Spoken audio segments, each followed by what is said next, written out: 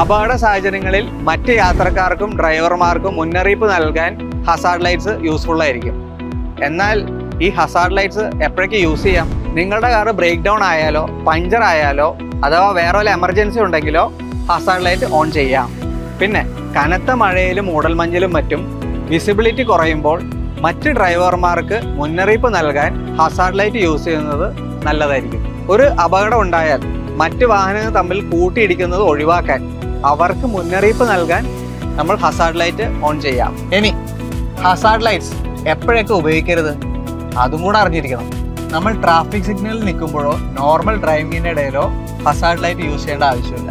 പിന്നെ നിങ്ങൾ ജംഗ്ഷനിൽ നിന്ന് നേരെ പോകുമ്പോൾ ഹസാർഡ് ലൈറ്റ് യൂസ് ചെയ്യുന്ന ആൾക്കാരാണോ? എങ്കിൽ അത് തെറ്റാണ്. കാരണം ബാക്കിയുള്ള ഡ്രൈവേഴ്സിന് ഇത് കാണുമ്പോൾ കൺഫ്യൂഷൻ ആവും. ഇനി നമുക്ക് ഹസാർഡ് ലൈറ്റ് എങ്ങനെ ഓൺ ചെയ്യാം? നമ്മുടെ ഡാഷ്ബോർഡിൽ നമ്മുടെ സമൂസ അല്ലെങ്കിൽ ഓലപ്പടക്കത്തിൻ്റെ ഷേപ്പിൽ ഒരു ട്രയാങ്കിൾ ഷേപ്പിൽ ഒരു ബട്ടൺ ഉണ്ട്. ആ ബട്ടൺ ഇങ്ങനെ അമർത്തിയാൽ മതി, ഹസാർഡ് ലൈറ്റ് ഓൺ ആവും.